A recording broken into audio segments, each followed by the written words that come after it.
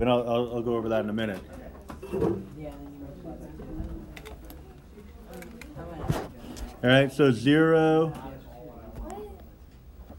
the x value of 0 has a y value of 4. Let me just bring that in. 1 has a y value of 2. 2 has a y value of 0. And then back upon itself, 3, 2, 4, 4, and then 5, 6. So it looks thusly. Kind of. All right, but as you know, I mean, the calculator is a great resource, and I've been actively encouraging this all year. But you want to make sure that you're aware. I mean, the vertex in this case is a nice clean 2. But what if it's 7/8? You know, like it could be a fractional value that doesn't come up in the table. Start at 0 because it's given here. All right, so your domain is telling us to start at 0.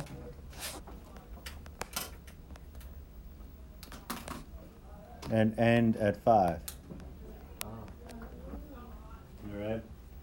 So only x values between 0 and 5. All right? That's why we have this lopsided looking absolute value graph. We're not plotting all the points. Wait, so that's -4, so why does it start at 2, not 4 in the x? Because you have to factor out the 2, because you can't have So 2 as the you coefficient. divide all by 2. Well, you have to, it's not like dividing, it's factoring it out. Huh? Well, yeah, I'll get to that in a minute. For now, I got the 2 from that. Oh, -2. Okay. I typed the equation in, and that's what it told me. But if you want to evaluate the function itself, you got to consider how it relates to the parent function, or even if you don't want to go that far, compare it to the general form, y equals a times x minus h plus k. Now, normally we'd say the second thing that's inside the absolute value bracket would be your h value, but that's only dependent on the fact that the first value is just a plain x. This is a 2x. That's a problem. I want that 2 out of there. Divide it out. So factor out the GCF.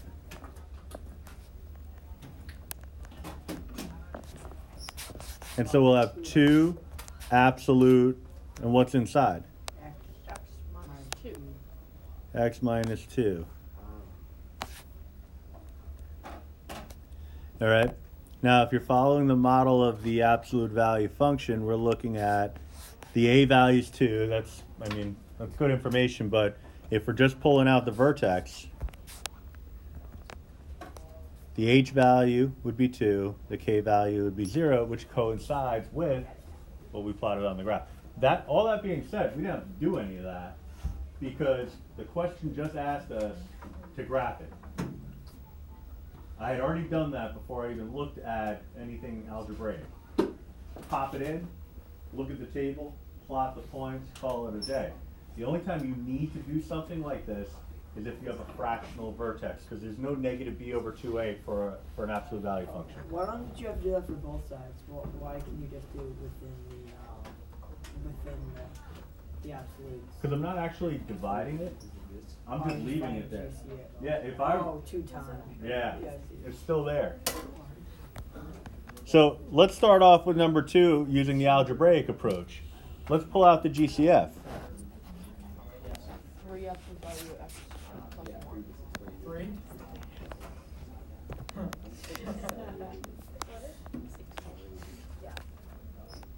Which would give us a vertex of what? 1, or negative 1, or negative 1, 0. Negative 1, 0. All right, now you could actually graph this without your calculator if you wanted, but once I see that the vertex is clean, I can go to the calculator to get all the points if I want to. But, I mean, we have the vertex of negative 1, 0. I'll just pop that in here. Is this absolute graph going to open upward or downward? Well, one of those, right? Yeah. Upward. Upward. All right, because it's a positive a value with a slope of 3. So I'm going to go up 3 over 1, and do that consistently until I use up my domain, which is to say I need to go as far left as negative 2 and as far right as positive 2. Once I've gone as far as I can go, I stop. All right, so you could do it by hand and come up with that graph. That being said, you don't want to take a chance on, sorry, just checking. You don't want to take a chance on a test on the Regents exam. So double check on your calculator. Absolute value of 3x plus 3. Go to the table. Hunt around for symmetry. We have it there. But again, all I need is -2 to 2, so I just need these values. So -2, 3. -1, 0, check. 0, 3. 1, 6. 2, 9. There's a boom shakalaka moment right there. Pretty nice. All right, but again, you didn't need it here, but it doesn't hurt knowing how to do it, because if you have a fractional vertex, it's not showing up in the table. All right. Now you can figure it out using the minimum function on your calculator, but that's more work, especially when you consider all you have to do is pull out a coefficient. Right. So that's kind of where we've been. Now we're going to expand upon that into the world of what are known as piecewise functions. Very exciting. I just think when it snows, like 1 inch per hour and it increases. To like a rate of Yeah, it's like that. 3 inches per hour. Yeah, a piecewise function would model that. Yeah, exactly. So yeah, you could model a snowstorm with a piecewise function. You know, the winter weather advisory is telling us that the snow showers are going to come at a rate of 3 inches an hour from so it's noon like to 3 o'clock. Yeah. It's like, and then it jumps and it levels up. You know, so a lot of possibilities. For now, we're just going to focus on looking at absolute value graphs in piecewise function form, because there's really no reason to write the equation of a line as a piecewise function, because a line is not in pieces. Right? A parabola, same deal. But you can look at an absolute value graph. I'll just sketch it real quick, because you know we definitely beaten this to death.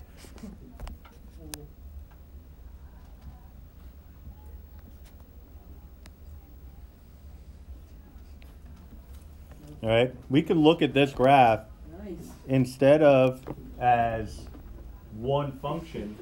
We could look at it. We could look at it as two pieces of two different, or a piece of two separate lines put together.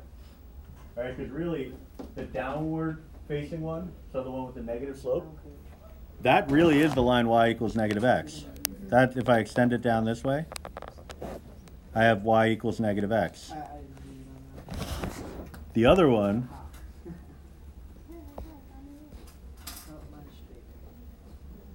is the line y equals +x. All right, but what the absolute value graph is or does is it takes pieces of each of them, puts them together, and makes one single graph out of it, which is kind of cool. You know, math cool. You know what? I'm not apologizing for math coolness anymore. It's running by. Look at it. It's big. It's huge. Oh my god. It's just standing there. Big boy. It's under the chairs. Get off my lawn! It's Moto. He's gone. Thing's been hanging outside my room for the last 15 years. Nah, actually, I don't think the lifespan's that long. That's got to be like the grandson now. Anyway. The grandson. Oh my god. I'm sorry. Nah, it had to be done. No, it didn't. Yes, it did. Yeah. Yes, it did, Lexi. Definitely had to be done. That was very. So, if you take parts of the line y equals x and y equals -x, just the relevant pieces, put them together, we could still get the absolute value function graph. I just realized I was recording all that. So, on YouTube, they're going to be like, why is this guy telling people to get off his lawn? Well, my answer to that is, why wouldn't he? So, anyway, we have the line y equals x and y equals -x. Let's focus on the line y equals -x first. All right, that's the first piece. All right. Now, you may not have looked at this and said, well, that's clearly the line y equals negative x, but if you look at the model for f of x equals the absolute value of x, it should start to become a little bit more obvious, because another way of representing an absolute value would be to say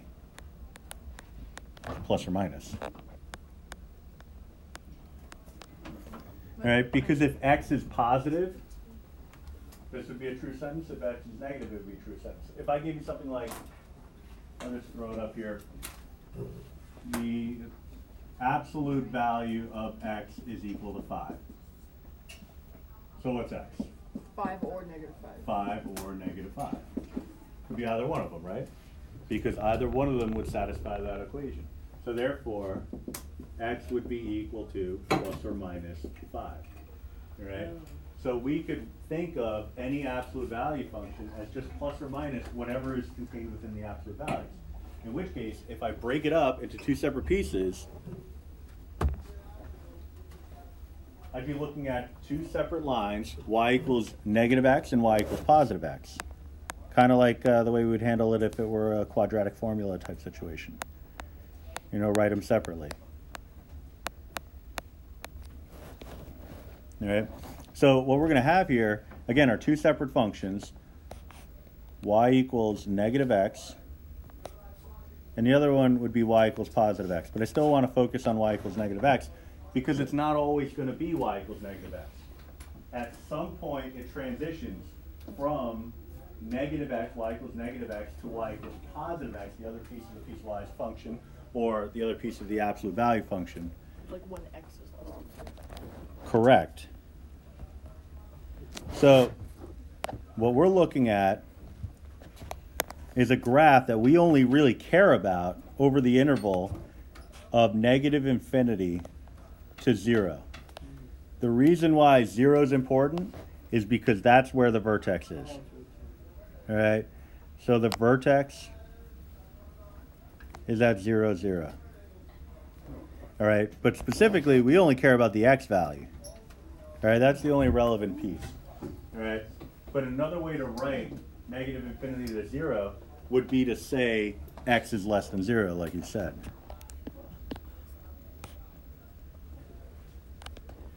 All right? It's not after. Now, where would the y equals x part of it exist? Greater than 0, or from 0 to positive infinity. Either one of those. So 0 to positive infinity. Why is 0 not a hard way to? Well, I'm getting to that in a sec, because we're going to have that concern, and we'll have to address it. So I'll show you how we handle it. All right. But right now we're just kind of collecting pieces of information. All right. So I kind of jumped the gun here. It asks to state the domain for which each function is graphed. We already did that. All right. What we're actually going to do is write the equation of the piecewise function. Piecewise function. Oh, So we call it f of x. We're going to open a squiggly bracket because f of x is going to be equal to both of these equations, but under different circumstances. So what we're going to do is we're going to state the leftmost equation and then work our way to the right based on what we see in the graph. All right, the first equation that I see is y equals negative x, but we're only stating the right-hand side of the equation. All right, so I'm not going to write y equals negative x. I'm just going to write negative x. The reason why I'm not writing y equals anymore is because f of x is the y equals part. It's y equals to that if x is less than 0. All right. The function is also equal to this equation, y equals x, but I'm just going to state the x if, now based on the information we had above, I would say x is greater than 0, but if I left my answer like this, what would happen? Then it would be both At would 0. happen? At 0, what's going on at 0 based on this equation? They're It'd be both. separate. it They would be happen. separate, yeah. There would be a gap, there would be a hole. Like there would be no point here. So it's less than or Oh, equal at 0 would x equals 0? So we want x to equal 0 somehow. So the question would be, do I make this less than or equal to 0 to give a point here? Or do I make this x is greater than or equal to 0? Can do both. Or can I do both? Both. The answer is, doesn't matter. As long as you have an equal sign in there somewhere, it doesn't matter. All right? A bad habit would be to put equal signs on both, only because sometimes they don't actually meet at the same point. Sometimes they meet at different points, at different heights. And if you have a graph, I'll just draw it real quickly on the side here. If you have a graph, let's say it starts here, ends here, and then another one that picks up here and goes that way, what would be going on at this location? The x value is the same, but the y isn't. X values are the same and the Y values aren't, which would mean what? They what? Not a Function. function. All right, this would fail the vertical line test. Well, if they're both solid points, they wouldn't. If they're both solid points, they would. Why? Because- Oh, because they're two. Never mind. Now, if I do it here, it's not a problem because they're going to the same location. But every now and then, they're going to different locations, in which case you would fail the vertical line test. Here we get away with it, other times we don't, so we want to avoid putting the equal sign on both parts. So one would be open, one would be closed, and then it would succeed. Exactly, so pick your favorite part Passive. and pop an Bottom equal one. sign on. Oh, I already did. But you can put it on the bottom and it's fine. Yeah, but it would have been cool. Yeah, so top, bottom, doesn't matter. Put it on both for absolutes, but like I said, I encourage you to avoid that. All right. If this were a multiple choice question, the equal sign could be here, it could be there, it could be both, those are all right. So that kind of question might be, which of the following is not a piecewise function to represent the absolute value graph?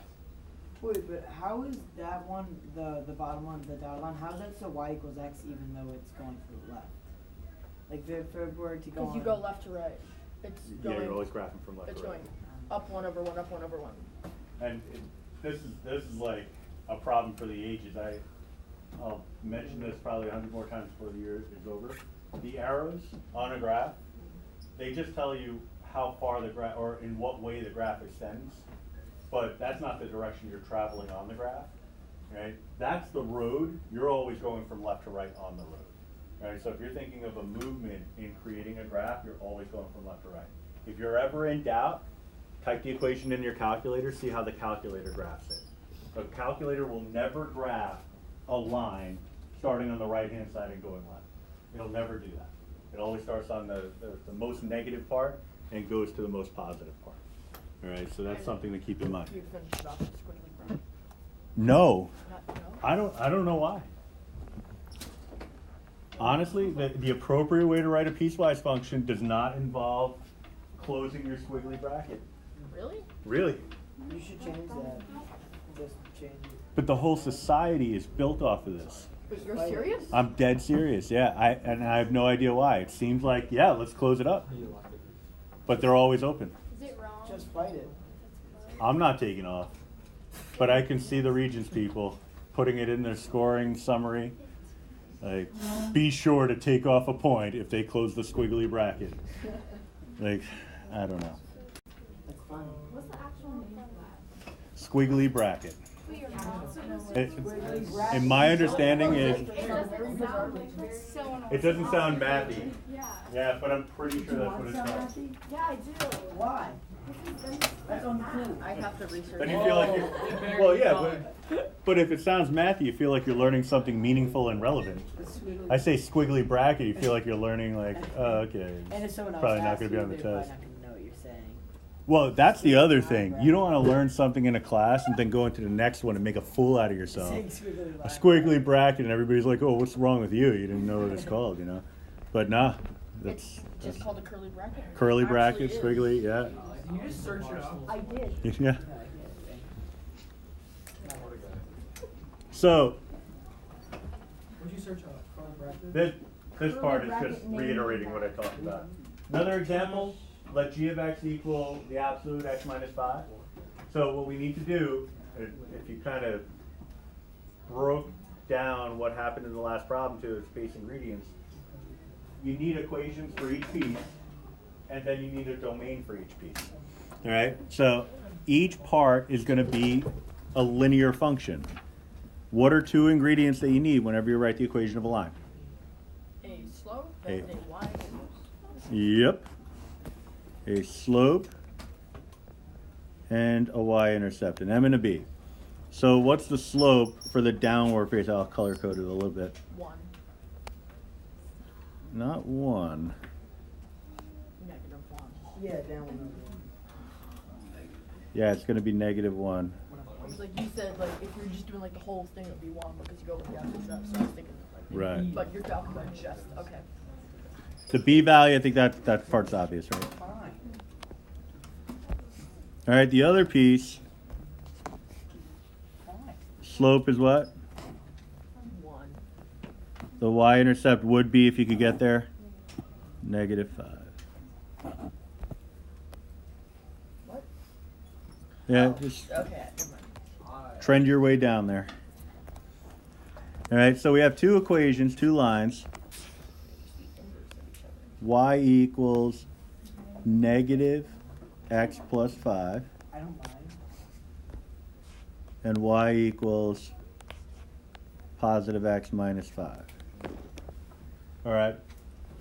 Now, just bear in mind, you could have got that right from the equation itself. Yes. Because if you're following the model here, just kind of revamp this a little bit. We said that the absolute value of x translates to plus or minus x. So the absolute value of x minus 5 would then translate You just invert both of them. plus or minus x minus 5, which in turn It's expands. either plus, you stay the same, it keeps the same, or minus, you multiply both by -1. Exactly. Same or exact opposite. So x minus 5 or -x plus 5. All right? So then from there, all we need is the domain for each part. But we needed an inequality notation. Wait. Right. So would you, because like in like a parent function, just like absolute value of x, it would be like x is less than 0. But so could you write it as like x is less than the vertex? It's going to be x is less than the x value of the vertex. In this case, the vertex is 5, 0, right? So we're just going to focus on the x value of that vertex. Or you might say the h value if you're looking at the standard form. I'm going to start with the leftmost part of the graph, which is the red one. So we're going to say f of x equals, open squiggly bracket, that'll never be closed, -x plus 5, but only if x is less than what? Oh, 5. 5. All right, because we need the x value of wherever the vertex It is. doesn't matter that the equation is -x plus 5. It's all about the vertex. All right, the other piece is x minus 5. We'll write x is greater than 5, and then you decide where we put in the equal sign. Top. Top. Because, you know, of course we would. Yeah, It's the right way to do it. Who would ever put it on the bottom? Yeah. So x is less than or equal to 5. That less than or equal to symbol fills in the hole that would be there at 5 if I didn't have it. You know, so if I had less than and greater than, I have a big old open circle at 5, 0. But because I put an equal sign there, it fills in the hole. I could have put it on the bottom one or the top one. I want to avoid putting it on both. All right, because that's a bad habit to build. All right. Define an absolute value function and a piecewise function for the graphs below. So for these, we have to come up with the absolute value graph to begin with, and then from there, break it down into a piecewise. So if you're going to write an absolute value function or piecewise, you're going to need to know the vertex. In this case, very nice, right? Vertex 0, 0. And the slope is 1/4, right? Slope is 1/4, exact window. There's a variety of ways you can get there, but I think this is probably the most convenient Wait, why'd you do it like that? because then I could go by whole units. Because it's scaled. If I went up here over, it's like, this is going by, this is what, half a unit going over? Well, either way, if you just count the boxes, it stays the same because it's proportionate. It is proportionate in this case, but only because the scales are the same. If this is 2 and that's 1,000, all bets are off. So just be careful, really, is the moral of the story here. So we have a rise, a delta y equal to 1, a run, a delta x equal to 4. So the slope is equal to 1/4.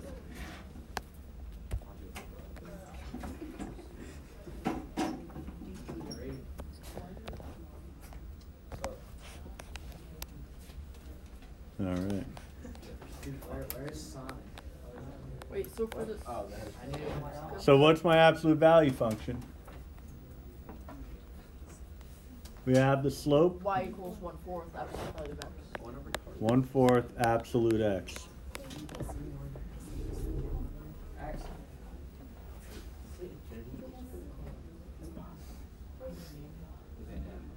Right, just be careful, again, there's a scale involved.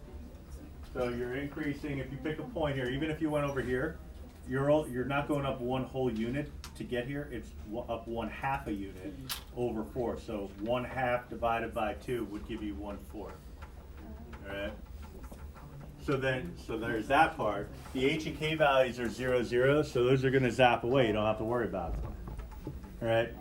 Now, your choices at this point are to go back to the graph, redefine it in terms of the 2 lines, or use a little nifty algebra trick here to write the equation of of each of your pieces. Either way, you should come up with negative 1/4 x and positive 1/4 x. How would you do it any other way? You just go to the graph and say, okay, we got a slope of 1/4, the y-intercept is 0 here. What's my slope here, rise over run? Negative 1/4, y-intercept is 0, then just build them that way. What's the other way to do it? The other way to do it is to say absolute x is the same as plus or right. minus x, and go from there. All right, we need to account for the domain.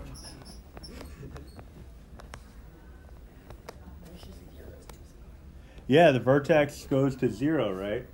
So I want one to be less and the other to be greater. I'm going to slap the equal sign on the